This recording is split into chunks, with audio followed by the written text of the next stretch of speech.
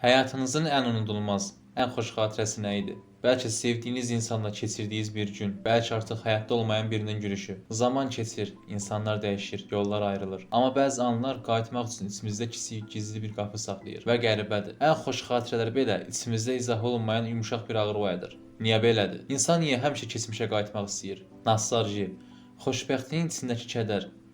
Nostalji sadəcə bir xatırlama deyil. O insanın dönə bilmədiyi, amma hələ də içində yaratdığı bir yerə həsrətdir. Yunan dilində nostos dönüş, algos kədər deməkdir. Yəni nostalji dönüşün mümkün olmadığı yerin kədəri. Keçmiş xoş görünür, amma içindəki ağrı da özü ilə daşıyır.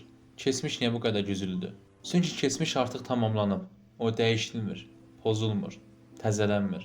Keçmiş montajı bitmiş bir filmdir. İndiki zaman natamamdır. Gələcək isə bilinməz.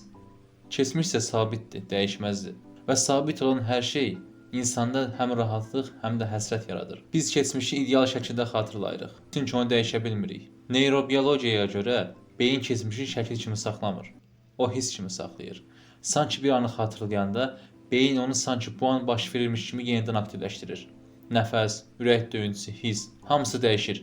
Ona görə keçmişdən qaçmaq olmur. Çünki beyin üçün keçmiş hələ də yaşayan bir şeydir. Fəlsəfə isə nostaljini belə ifadə edir. İnsan keçmişə qayıdır. Çünki keçmiş onun üçün ən saf, ən dürüst versiyanı saxlayır.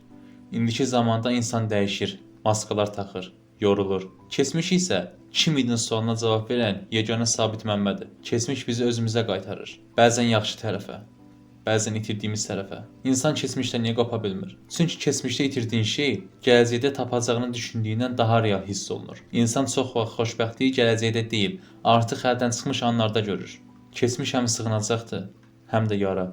Yaddaş insanı həm qoruyur, həm də incidən gücdür. Nəticədə insan keçmişə qayıdır. Çünki keçmiş dəyişmir, sabitdir. Ən səmimi bizi saxlayır. İtirdiyimiz şeyin dəyərini göstərir. Keçmişdən qaçmaq mümkün deyil, amma onun əslinə çevirmək də düz deyil. Biz keçmişə dönürük ki, orada qalanların mənasını anlayaq. Amma yaşamaq üçün bu günü seçməliyik.